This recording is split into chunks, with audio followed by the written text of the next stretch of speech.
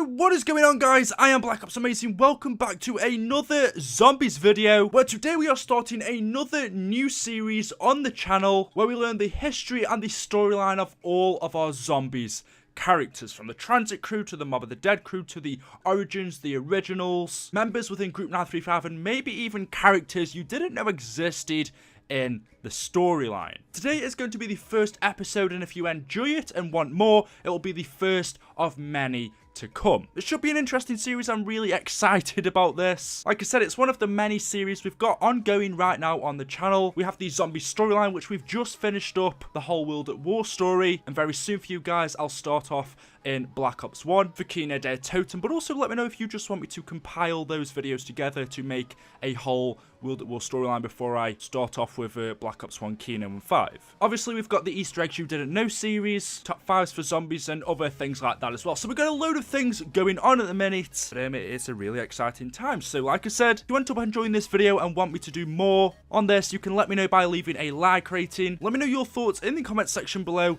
and let's get into it. So basically for this series, we're going to be learning everything about our zombies characters, every single character in our storyline. We're going to be learning of their history, their background, where they come from, what they are like, their story, their role in zombies, and just everything about them. And today, we're going to be starting off with Abigail Misty Briarton. I was going to start off with the original crew, but I simply don't have enough time today to make a video on them because their story is much longer, so I thought we'd kick it off with Misty. In the event of Moon, sometime after 1996, Maxis accidentally sent 3 rockets down from the moon to destroy the Earth. However, these rockets were supposed to hit 3 specific locations on the Earth, destroying areas of Group 935 and the zombies, but Maxis got the coordinates wrong and they ended up destroying critical parts of the Earth, causing mass damage, causing the Earth to split in half and a bigger zombie outbreak to happen, killing thousands of people and survivors on Earth. Misty is one of the only female characters in our zombie storyline. Born before 1978, Misty wears a red flannel shirt, a black bra, I mean I've got to point that out because you can literally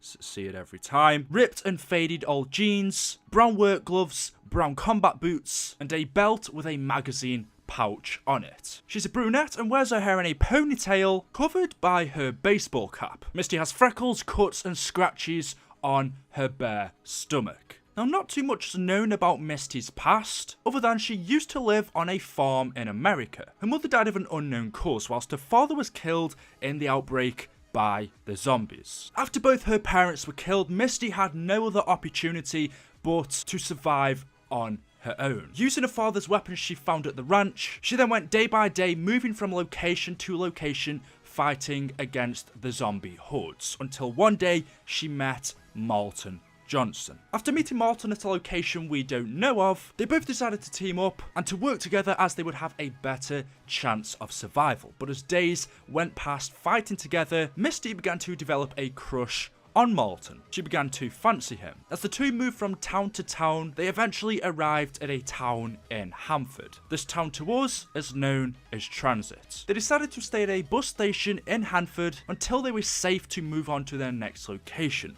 But, lucky enough for them, just as they were about to be overrun by the zombies, they were picked up on a bus by 2 characters known as Russman and Stuhlinger. And so that was the first time that all 4 of the transit crew came together. The 4 survivors were then contacted by Dr. Maxis, where he told them that they are the only ones that can fix this whole mess on Earth, that they needed to listen to him in order to restore all of the destruction happening on Earth. And Maxis told them that the first step of the plan was to activate a pylon in a cornfield not too far from Hanford. And so, seeing no other choice, that's exactly what Misty and the crew set out to do. However, Stuhlinger started to hear voices in his head, because he was part of the Flesh, which was a group that claimed that eating the flesh from the zombie hordes was the only way to survive. Because of Samuel's act of cannibalism, that granted Stuhlinger the ability to hear voices within the ether. And because of this, Richtofen was able to talk to Stuhlinger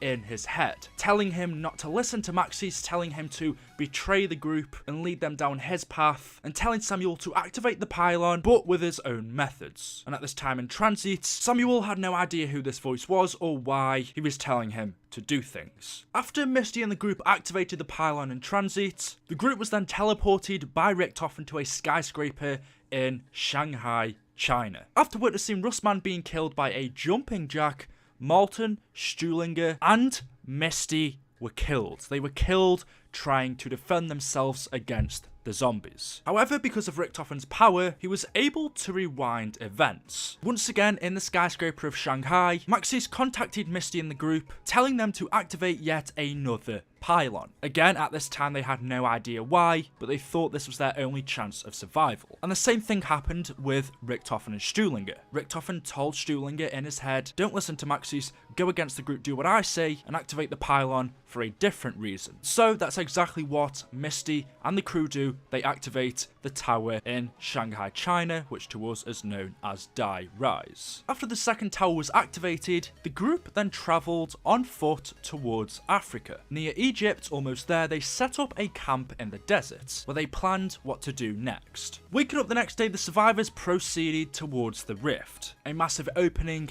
in the earth, a gateway between portals between Argotha and the earth. And near the rift was the final location that they had been given, which was an underground western town, where here, Maxis and Richtofen continued to give instructions to the crew to activate the third and final tower. Now, whatever you decide to do in game, obviously decides the outcome of what happens next. You could either decide to go down the Maxis route of the Easter egg or the Richtofen side. If you decide to go along with what Maxis tells you, in the end, Maxis will assume control of the zombies. Their eyes will turn yellow, and Maxis will send Richtofen's soul into a zombie. He will become a zombie, which means one of them will have blue eyes. However, Maxis then reveals that his true intention was to destroy the earth and reach Argotha, so he could finally be reconnected with his daughter Samantha, and tells the 4 survivors that they will perish along the way, meaning Malton, Stuhlinger, Russman, and Misty all die whilst the earth is being destroyed. And you can see them whilst taking part in the Maxis side of the Easter egg, lying dead on the floor in black and white on round infinity, meaning they do in fact die in the future if you do the Maxis side of the Easter egg. However, if you decide to go along with what Richtofen tells you, already being the controller of the zombies, Richtofen then enters Samuel's body to use him as a physical host on the earth. With Richtofen now inside Samuel with his eyes now flickering blue, Richtofen also banishes Maxis, killing him and leaving his daughter left to die and trapped forever. Whilst Misty, Russman and Malton are still alive, Richtofen now has control of Samuel's mind. And that is the end of the zombies story for our transit crew.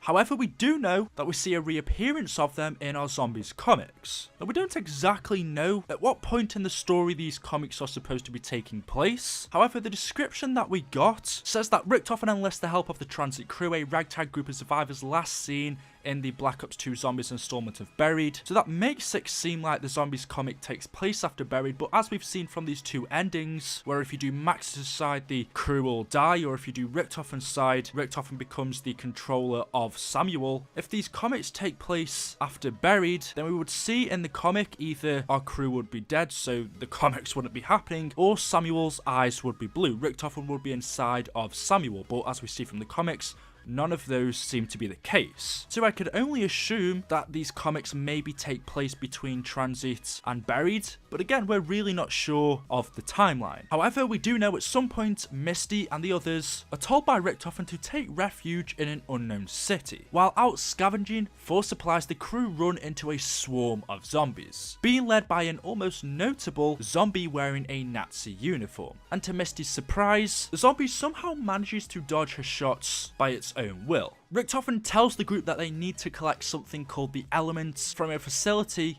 called Broken Arrow. The crew do that, they collect this element, and then they take it to a place called Base Zero.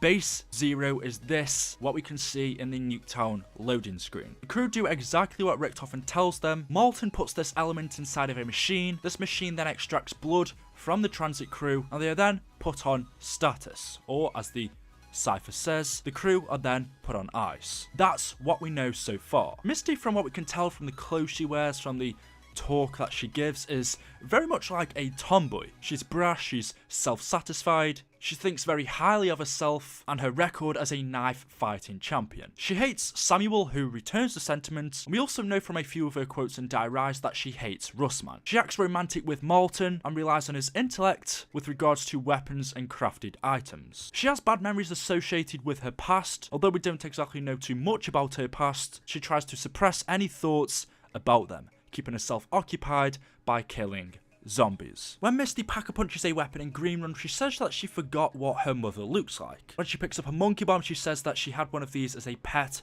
when she was a little girl. She favours shotguns, and apparently she's seen or somehow remembers Russman before the events of Green Run, although in the game their relationship isn't defined, aside from her helping Russman regain his memory. So there we go, that is the story of Abigail Misty Briarton. Hopefully you've enjoyed the video. Hopefully now you know everything you need to know about this character. If you want me to carry on this series, let me know by leaving a like rating and a comment with your thoughts. Make sure you subscribe if you haven't already for more zombies videos, and I will see you all in the next one. Thank you so much for watching, and goodbye.